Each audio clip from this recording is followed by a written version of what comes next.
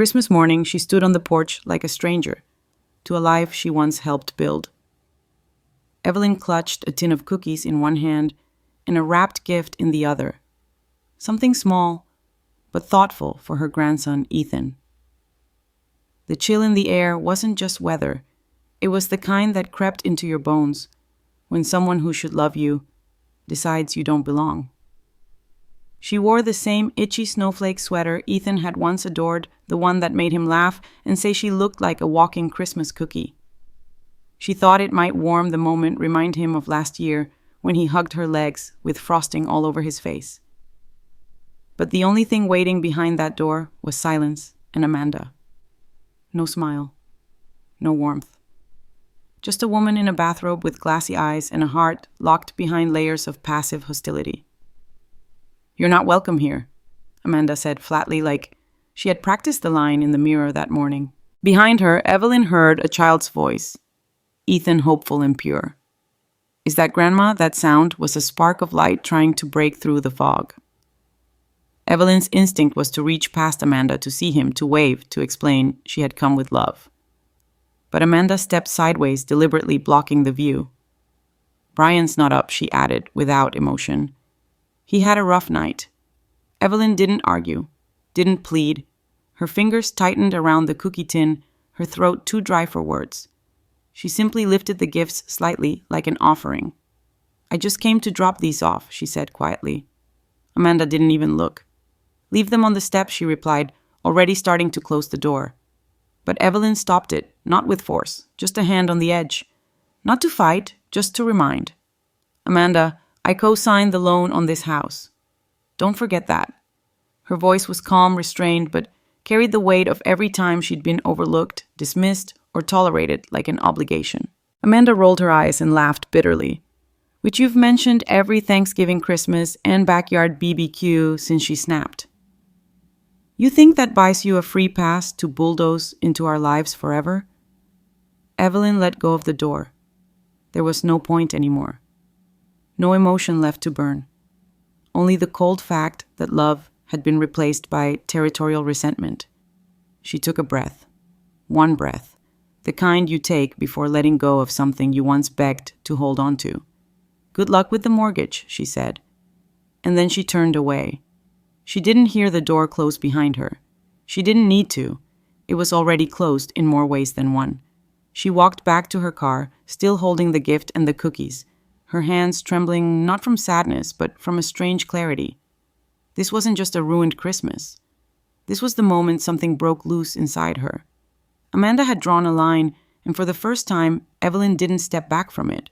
As she sat in the car, the heater humming to life, she looked at the house she helped them keep. She saw movement behind the curtains, shadows of the family she once believed she belonged to. But they let Amanda speak for all of them now. And that sentence she had spoken, simple, quiet, final, had ended one story and ignited the beginning of another. She would not beg to be included. She would not apologize for existing. Not this time. And somewhere in the back of her mind, a spark had lit. A different kind of Christmas had just begun. Loneliness doesn't always announce itself. Sometimes it sneaks in quietly, disguised as tolerance, disguised as peace. That's how Amanda had been pushing Evelyn out of the family for years. Not with explosions, but with silence. Not with insults, but with cold glances, tight smiles, and carefully timed indifference. She didn't slam the door. She simply stopped opening it. When Evelyn returned to her apartment that Christmas morning, gift still in hand, she didn't cry.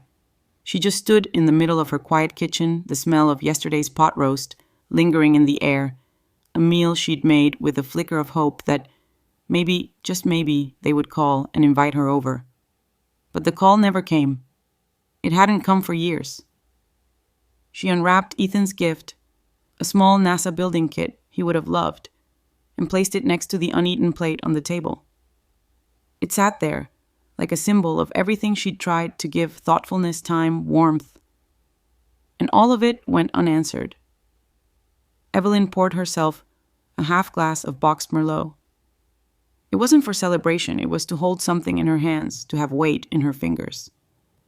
She stood in the kitchen doorway, sipping slowly. tasting nothing. The silence in her apartment wasn't just quiet. It had mass. It pressed in. She turned on the TV just to fill the air, then muted it. On the shelf, a framed photo of Ethan from last Christmas tilted slightly.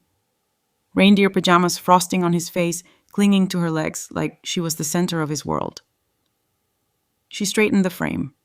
Her hand lingered on the glass. Then, almost without thinking, she picked up her phone and tried calling his old iPad contact. It went straight to voicemail. She spoke softly. "Hi, sweetheart. It's Grandma. Just wanted to say I love you. Merry Christmas. I hope you're having fun." She hesitated. "You can call me anytime, okay? I miss you." She ended the call before her voice cracked. That's when the feeling shifted. Not from grief to rage, but from numbness to clarity. She walked to her small office, opened the drawer with the mortgage documents, and began to sift through them. Not out of anger, but because something in her gut had begun to speak. Something that had been silent for too long. There, buried in a folder, was the refinance document. It shouldn't have existed, and yet it did, with her name, her forged signature. The date was just days after her birthday, but she remembered exactly where she was that day. Nowhere near a bank. The loops were wrong. The slant was off. The stroke pressure too light. She hadn't signed this. Someone else had. She stared at the page, and slowly the realization settled over her. Not only had Amanda pushed her out emotionally, she had used her financially. Evelyn wasn't just forgotten. She was exploited, treated not as a person, but as a signature, a means to an end. And Brian silent. Passive. Once he had a spine. Once he would have stood between her and this kind of violation. But somewhere along the way, he had let Amanda become his voice. Evelyn set the forged page on the table like it was radioactive, because it was. This wasn't about hurt feelings anymore. This was fraud. And suddenly, her years of silence felt like a mistake, not a virtue. Amanda hadn't just excluded her. She had erased her from the house, from the family, from Ethan's world. And Evelyn had let it happen piece by piece, moment by moment, out of love, out of patience, out of hope. But now hope had turned into something sharper, a kind of stillness that didn't freeze it, focused. She wasn't just going to be forgotten. She was going to be remembered for fighting back. There's a certain kind of betrayal that doesn't scream, it whispers. And it was in that silence that Evelyn found it. The forged refinance document sat on her kitchen table, thin and ordinary on the outside, but inside it was a match to a fuse that had been burning for years. The loops in the signature were wrong. The pressure of the pen stroke too light, too clean. She stared at her name printed across the line as if someone had tried to wear her skin and hoped no one would notice. She knew her signature, knew the way her hand curved naturally. She hadn't held a pen on that day, hadn't sat in a bank office, hadn't signed a thing. But there it was, on a legal financial document filed and dated, tucked quietly inside a package she hadn't opened in years. Her stomach turned. This wasn't carelessness. This was precision. This was deception. She picked up the phone and texted the only person she trusted with something this big, Joan. Retired banker, old friend, and the woman who had notarized every major document in Evelyn's life for the past 2 decades. "Can I come by tomorrow?" she wrote. "Need your eyes on something. Mortgage stuff." The reply came back almost instantly. "Of course. I'll make coffee." That night, Evelyn didn't sleep much. She sat at her dining table, flipping through manila folders, receipts, emails, tracing the paper trail Amanda had so carefully tried to hide. The deeper she dug, the clearer the picture became. Amanda had played a long game, sweet words when money was needed, silence when it was time to give credit, and now forgery when Evelyn's usefulness had run its course. Evelyn remembered moments that hadn't seemed strange before texts from Brian saying, "Amanda says you don't need to come to the bank," or "she's taking care of the paperwork this time." Moments that now reeked of manipulation disguised as convenience. little excuses designed to keep her away, to keep her blind. By morning, Evelyn was no longer just a grandmother with hurt feelings. She was a woman holding evidence. Joan greeted her in slippers and a coffee-stained sweatshirt, eyebrows raised, the moment she saw Evelyn's face. "You look like hell," she said gently. Evelyn didn't argue. In the kitchen, they laid the documents side by side like puzzle pieces. Joan compared the forged signature to one she had notarized for Evelyn back in 2021. She didn't even need to look twice. "This one's a rush job," Joan said, tapping the forged page. Like a teenager trying to fake a parent's signature on a field trip form. "The slant is wrong. The stroke is nervous. And look at the date, it's a Sunday. No bank in the country does mortgage paperwork on a Sunday." Evelyn felt a strange mix of nausea and vindication. She had known Amanda was manipulative. She had suspected dishonesty. But this was criminal. Joan leaned back in her chair, her eyes narrowing. "This isn't family drama anymore, Evelyn. This is mortgage fraud, and whoever did this committed a felony." Those words hit harder than she expected, not because she didn't believe them, she did, but because they made everything real. No more wondering, no more excuses. Amanda had crossed a line, and Brian had let it happen. Joan photocopied the pages, slid the originals back into Evelyn's folder, and said 6 words that would shift the trajectory of everything you need to see a lawyer. Back at home, Evelyn didn't even take off her coat. She sat at her laptop and began searching for legal aid services in town. After 3 calls, one firm agreed to fit her in the next afternoon. She hung up and looked around the room. The framed picture of Ethan, the untouched gift, the empty wineglass from the night before. Everything around her had felt so small for so long. But now the walls were starting to breathe again. She spent the rest of the day building her case. Every email, every screenshot, every message where Amanda excused her from a meeting or dismissed her from a conversation. It all painted a picture not of miscommunication, but of strategic exclusion of a woman who wanted control more than connection. Evelyn wasn't just angry. She was focused. For years, she had been erased softly, subtly. But this wasn't subtle anymore. Amanda had signed Evelyn's name like it was hers to use, had gambled on Evelyn's silence, had bet that no one would notice. But she had miscalculated one thing: Evelyn wasn't quiet because she was weak. She was quiet because she was watching.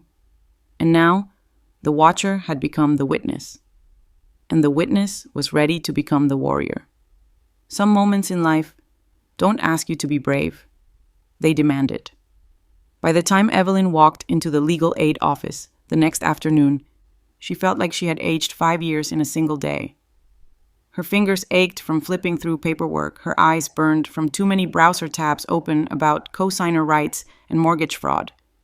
But more than anything, her heart was exhausted from disappointment, from years of silence, from all the pretending that family ties could excuse betrayal. The receptionist greeted her with a clipboard and a kind smile, but Evelyn could barely return it. When they called her name, she was ushered into a small office with plain walls and a desk piled high with folders. Her attorney's name was Elena. She was younger than Evelyn expected, early 30s, sharp features, and a tone that wasted no time. Evelyn laid the folder on the table and began explaining everything. The loan, the forged refinance, the fake signature. She handed over the comparison documents Joan had prepared, her voice steady though her pulse betrayed her. Elena didn't interrupt. She flipped through each page with practiced efficiency, then finally looked up and said, "This is textbook mortgage fraud."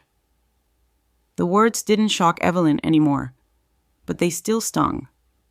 Every time she heard it fraud, it chipped away at the last excuses she had made for Amanda. For Brian. For all of it. "You're legally co-owner of that house," Elena continued. "Any refinance without your consent is invalid. Depending on what they did with the funds, we may also be dealing with theft."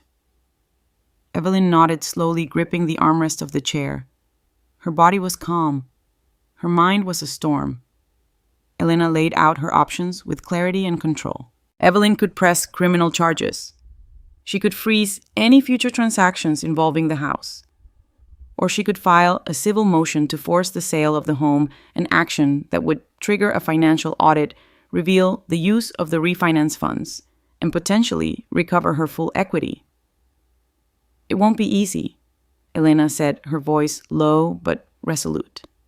But you have every legal right to protect what's yours.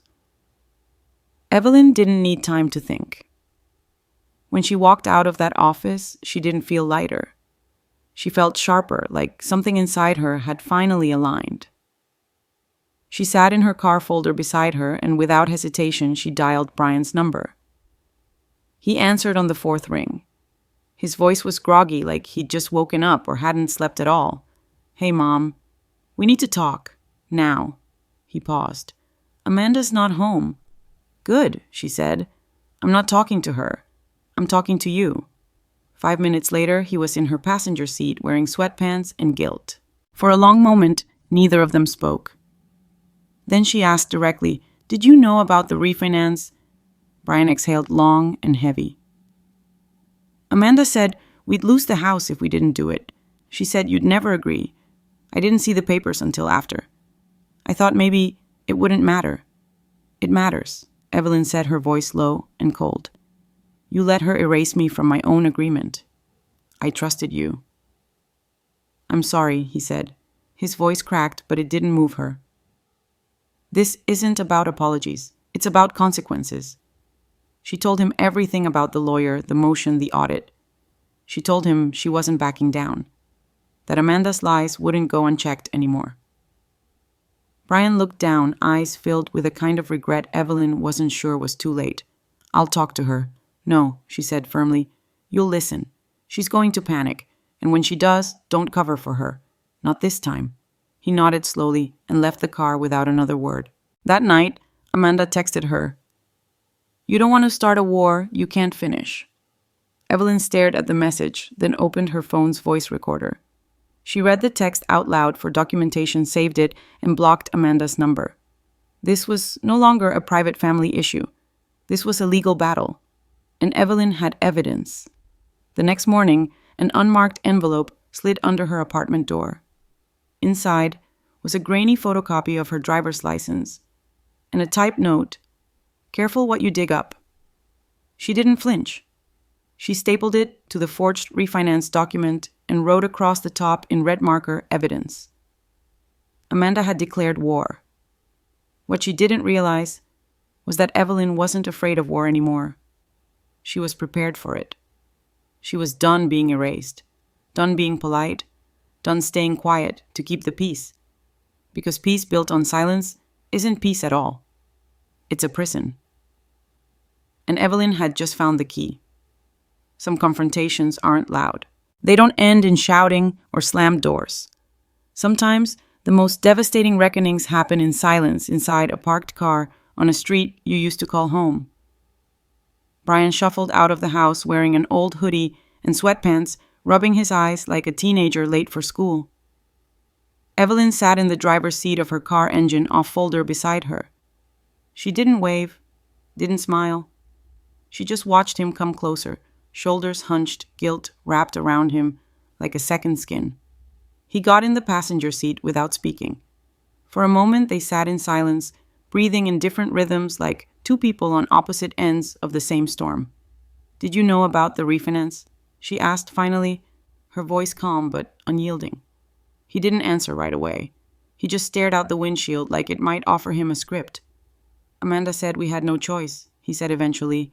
"She said we'd lose the house. She said you wouldn't agree." "So you let her forge my name?" Evelyn's tone didn't rise. "It didn't need to. I didn't see the papers until after. I thought maybe it wouldn't matter." She turned to face him, her voice steady. "It matters." Brian's head dropped. "I'm sorry." Evelyn didn't respond. Sorry was a word people used when they wanted comfort. She wasn't here to comfort him. Not anymore. "You need to fix this before I do," she said. "Because I met with a lawyer. And if you think Amanda's lies end here, you're wrong." He looked like he wanted to say something, anything, but the weight of his own cowardice held his tongue. "She's going to panic," Evelyn continued. "And when she does, don't cover for her. Not this time. Brian nodded slowly, eyes still fixed downward. He got out of the car like a man walking back into a house that no longer felt like his. Evelyn didn't watch him go. She stared straight ahead, gripping the steering wheel as if holding on to something invisible but firm. Her resolve. That night, Amanda called. Evelyn let it go to voicemail. Then came the text, "You don't want to start a war, you can't finish." Evelyn stared at the words, jaw clenched, then calmly opened her phone's voice memo app and read the text aloud for documentation. She saved the file, then blocked Amanda's number. She wasn't bluffing, and Amanda, for the first time, knew it. The next morning, an envelope appeared under her door.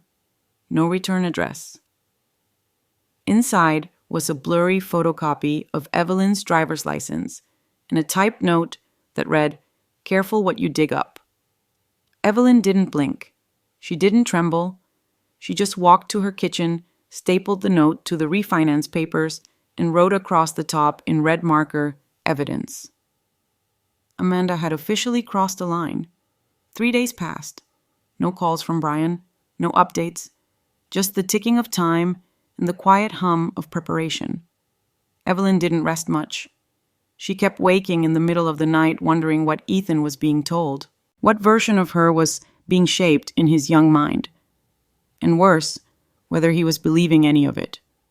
On the fourth morning, her phone lit up with a message from an unknown number. "Hey, Miss Collins, it's Lisa from Ethan's daycare. I think you'd want to see this." Evelyn blinked at the screen, trying to place the name. Then she remembered Lisa had sat behind her in church once, before Amanda pulled the family away. 20 minutes later, Evelyn pulled up outside the daycare. Lisa slipped out a side door, a folded paper in her hand, looking over her shoulder, like she was handing off a state secret. "He drew it last week," she whispered. Didn't say much, but it felt pointed. In the car, Evelyn opened the paper. It was a child's drawing. Crayon colorful innocent. A house. 3 stick figures outside, tall, medium, small. And then off to the side, behind a dark blue window, a 4th figure alone. Sad. Scrawled underneath in Ethan's blocky handwriting, "Grandma is outside." Evelyn's chest tightened. She traced the blue crayon lines with her fingertip, not just seeing the picture, but feeling it. Ethan didn't have the vocabulary to name betrayal, but he knew what it felt like to be separated from love. Without thinking, Evelyn snapped a photo and texted it to Brian. No words, no explanation, just the image. She wanted him to sit with it the way she had. 10 minutes later, he called. "I saw it," he said softly. "What did he say when he drew it?" He told Lisa. "He misses you." Evelyn swallowed hard. "And what did Amanda say?" Silence. "Brian." She told him, "You're too busy now, that you don't want to see him." The anger that rose in Evelyn's chest wasn't fiery, it was cold, controlled. "That's a lie," she said, "and you're letting her say it." "I'm sorry. You keep saying that Evelyn snapped, but you're still letting her poison him. You don't need to fix Amanda. You just need to choose." There was a long silence. And then quietly Brian replied, "I'll come by tomorrow, alone." And for the first time in years, Evelyn believed he might finally mean it. Some pictures don't need words to speak volumes. Ethan's crayon drawing, simple as it was, hit harder than any courtroom document ever could. The next afternoon, Brian showed up at Evelyn's apartment just after 1 o'clock. He looked like a man who hadn't slept in days, dark circles under his eyes, unshaven, and holding a grocery bag of store-brand muffins like it could patch 5 years of silence. Evelyn didn't speak. She opened the door, motioned to the couch, and placed the folder on the table between them. It sat there like a weight neither of them could ignore. "I talked to Amanda," he began. She cut him off immediately. "We're past that." Brian looked down. She continued, "You can listen, or you can leave, but I'm not wasting another breath on a woman who forged my name and told my grandson I was too busy to love him. Brian nodded slowly, the tension in his face breaking for just a second. In that flicker, Evelyn saw a glimpse of the boy she raised, confused, ashamed, but still reachable. I went to a lawyer, she said. She confirmed Amanda committed mortgage fraud. Every decision you two made after that refinance legally unstable. I have the right to force a sale of the house, and I will. Brian visibly flinched, but Evelyn didn't let up. You took out equity, thousands of dollars. Where did it go? She said. She said it was for remodeling the kitchen, he murmured. You haven't remodeled anything, Evelyn snapped. She lied, again. And this time, I'm not going to be the one cleaning up the mess. She opened the folder and laid 2 pages side by side, the fake refinance page, next to the original one Joan had notarized 2 years earlier. Look at the signature. Look at the date. Sunday. No bank does business on a Sunday. Brian rubbed his face with both hands, then dropped them into his lap. I should have stopped her. Yes, Evelyn said firmly. You should have. He didn't argue. He just asked, almost in a whisper. So what happens now? I'm filing a motion this week, she said. It'll trigger a financial review. If the court agrees the house goes up for sale, you'll get your share. I'll get mine. And Amanda, she can figure out where to go next. Brian leaned back, absorbing it all like a man being hit by truths he'd tried to outrun. What about Ethan? I'm not kicking him out, Evelyn replied. I'm kicking her out. If you want to stay in your son's life, you'd better find a way that doesn't involve letting his mother commit crimes and lie about the people who love him. Brian's jaw tightened. He looked at the drawing Evelyn had taped to her fridge, the one of Ethan outside the window. He's watching you, she said softly. He sees everything. You don't have to say a word. He feels the shift. Brian stood, slowly reached into his jacket and pulled out a small envelope. There's something else, he said. He drew a second picture. At the motel. Evelyn opened the envelope carefully. Another drawing, this time of a stick figure with a suitcase standing next to a sign that read Motel. A small frown was drawn above the figure's head. Below it, in Ethan's messy handwriting, Daddy left the madhouse. Evelyn didn't cry. But something broke open inside her again, something deeper. A grief, not just for her own pain, but for a child caught in the crossfire. A child trying to map his world with crayons and shaky letters. I told him the truth, Brian said quietly. That you love him. That I was wrong to stay silent. That I let fear make decisions I should have fought. Evelyn didn't offer him forgiveness. That wasn't what this moment was for. Instead, she said, start with consistency. Kids don't trust words. They trust what they see, repeated. Brian nodded like it was the most useful thing he'd heard in years. He sat with her a little longer. No grand apology, no reheated memories, just 2 people, 2 parents, sifting through the rubble. Before he left, Evelyn placed a small phone in his hand. I'm mailing this to Ethan tomorrow, she said. It has 1 number, mine. Instructions in 5-year-old terms. Amanda doesn't get to control his access to me anymore. Brian stared at the phone, his eyes filling with something between relief and regret. That night, Evelyn didn't sleep in fear. She slept in clarity. She wasn't just reclaiming her name. She was reclaiming her place. Not in a house, but in a child's heart. And that was something no fraud, no lie, and no bitterness could ever take away. Victory doesn't always feel like fireworks. Sometimes it feels like a legal motion stamped by a clerk, a door not answered, a silence that finally means peace. It took 3 days for the court notice to arrive in Amanda and Brian's mailbox. By the 4th night, Amanda was on Evelyn's doorstep, pounding like a woman, unraveling her voice, raised before Evelyn even opened the door. Evelyn didn't flinch. Amanda stood there barefoot, in pajama pants, hoodie zipped too high, her hair wild, and breath sour with cheap wine. Her eyes were red, not from sleep, but from the kind of crying that comes when control slips through your fingers. You think you can do this to me, she shrieked. Evelyn didn't answer. She simply lifted her phone camera, already rolling. 1 word, and I call the cops, Amanda. And you know I'll follow through. Amanda froze. Not because she was afraid of Evelyn, but because, for the first time in years, she understood Evelyn wasn't bluffing anymore. "You ruined everything," Amanda hissed, her voice lowering to a shaky whisper. "Brian's a mess. Ethan's confused. And you're acting like some damn martyr. But all you ever wanted was control." Evelyn's voice was quiet but firm. "No, what I wanted was respect. I signed my name on that mortgage because I believed my son when he said he needed help, and all I ever asked in return was a seat at the table. You spent years trying to push me out of a home I helped you keep. We were doing fine until you showed up," Amanda snapped. Evelyn tilted her head slightly. "You forged my name," she said. "That's not a boundary. That's a felony." Amanda's bravado cracked. Her mouth closed, then opened again, but nothing came out. "You're bluffing," she finally spat. "No judge is going to take a kid out of his home because of some paperwork." Evelyn didn't blink. "You're not protected the way you think. And this judge already signed off on a financial review. So get your lies in order, because next time you'll be under oath." Amanda stepped back, visibly shaken. "You'll regret this," maybe Evelyn said, and slowly closed the door in her face. Behind the door, her heart was racing, but she didn't feel fear. She felt grounded, like she had finally drawn a line in concrete. She immediately texted Elena, her lawyer, informing her of Amanda's visit and the recording. Elena responded in minutes. "Good. That's harassment.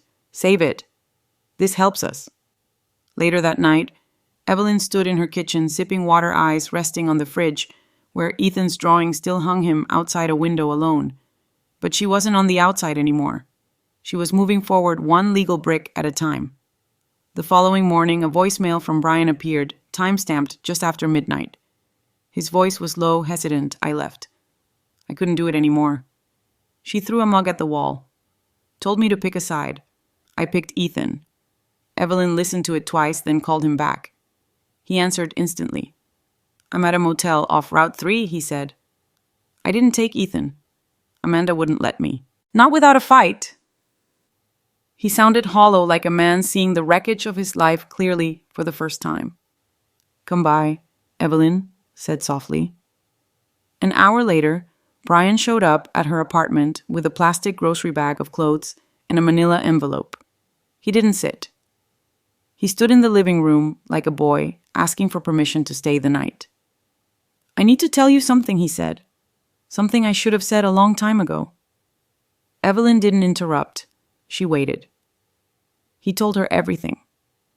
How Amanda had warned him not to tell her about the refinance. How she threatened to take Ethan and run to her sisters in Utah if he didn't comply. How he chose silence, out of fear, not malice. "I didn't sign it," he said. But I didn't stop it either. He handed her the envelope.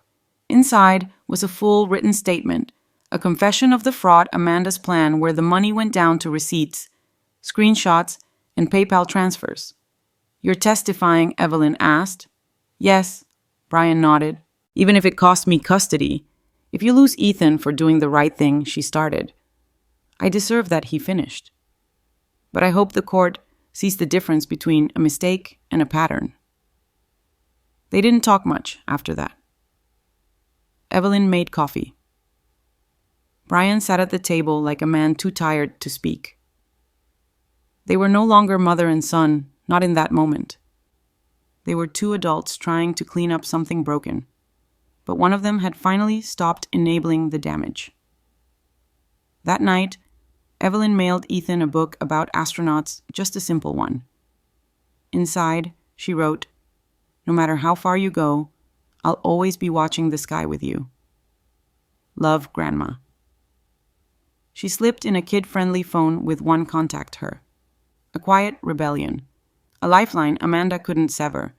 Because this war wasn't about winning anymore. It was about protecting the future. And Evelyn had finally built something Amanda could never touch again. A bond sealed not by blood, but by truth. Sometimes peace doesn't arrive with a celebration.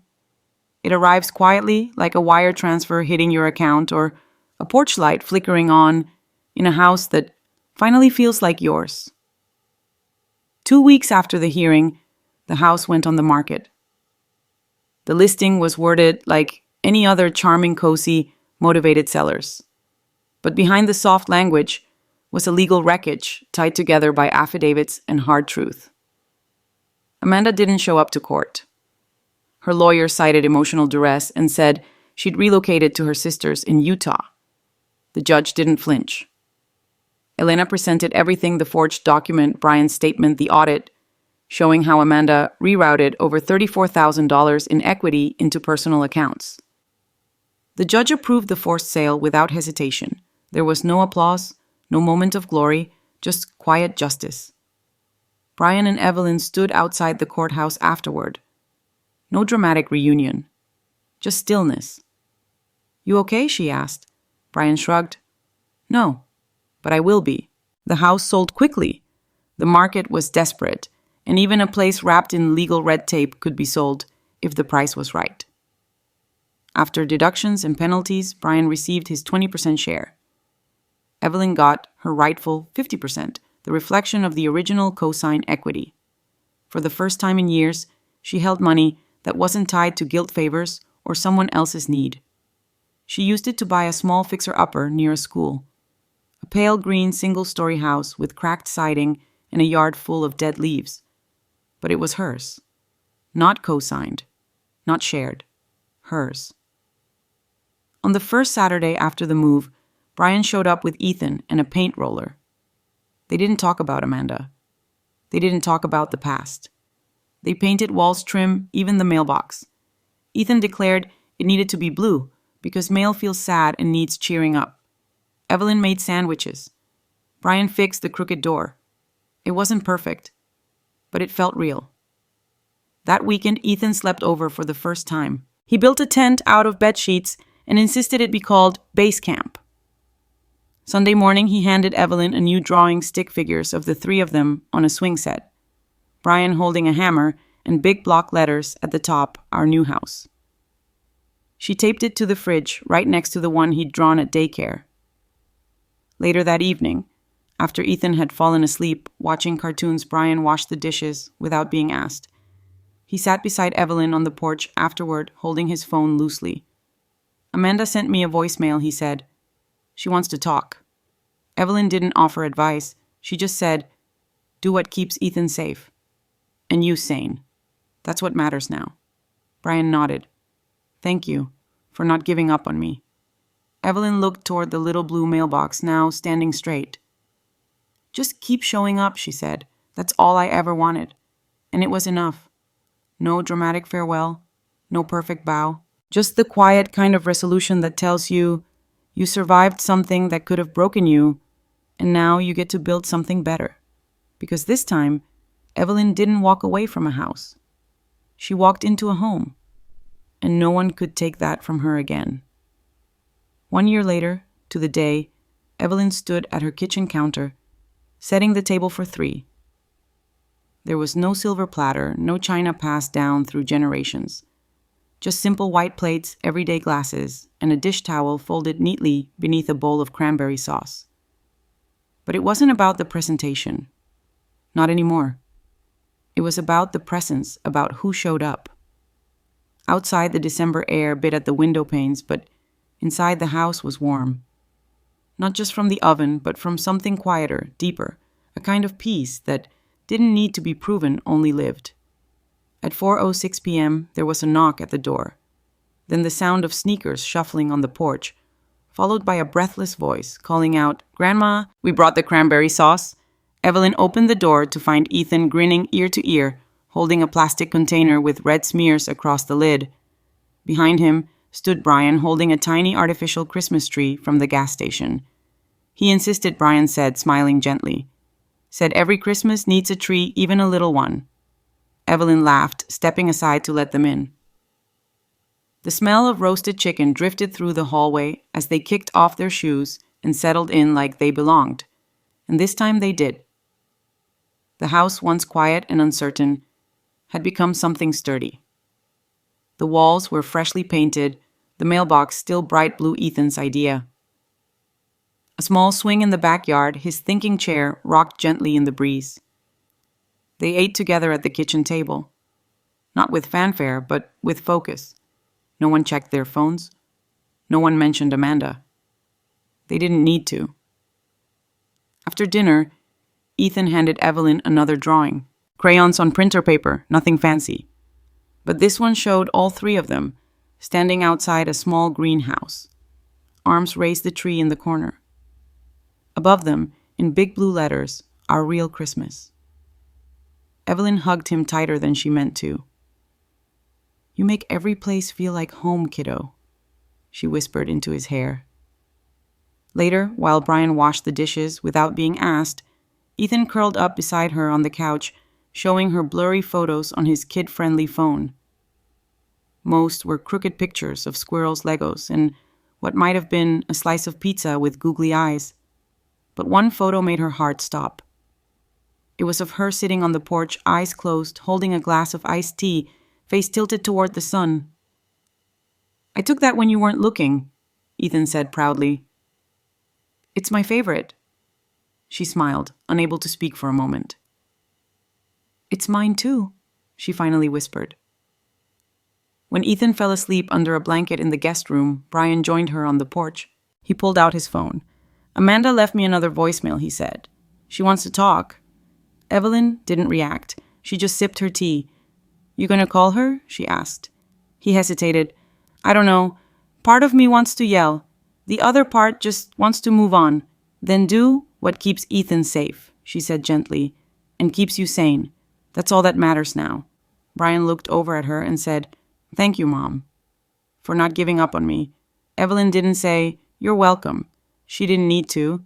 She just looked at her grown son, finally steady, finally showing up, and said, That's all I ever wanted. The funny thing about survival is that in the moment it doesn't feel strong. It feels slow. It feels uncertain.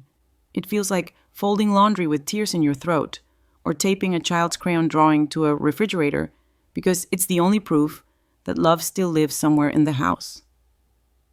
But a year later, Evelyn could see it clearly. Survival had never been weakness. It had been her strength all along. She had walked away from a house that bore her name, but not her welcome. She had stood on a porch with gifts in her hand, only to be shut out. And yet she never screamed. She never begged. She just smiled and said, Good luck with the mortgage. That sentence, once spoken with quiet defiance, now echoed like a victory anthem. Because it had been more than a goodbye, it had been a declaration. Amanda had tried to erase her from the family, not with cruelty, but with indifference, with silence, with manipulation. She had turned Brian into a shadow and used Ethan as a pawn. But Evelyn, the one they thought would disappear quietly, hadn't gone anywhere. She had stayed. She had rebuilt. And she had won, not just in court, but in something deeper in memory, in legacy, in presence. She thought about the first time she stood inside her new house. The wallpaper peeling the floor, creaking, the heat inconsistent. But it was hers, not borrowed, not co-signed, not shared, just hers. And it had grown into something more, not just a house, but a refuge, a home. It wasn't just the walls that made it sacred, it was the moments that slowly filled them.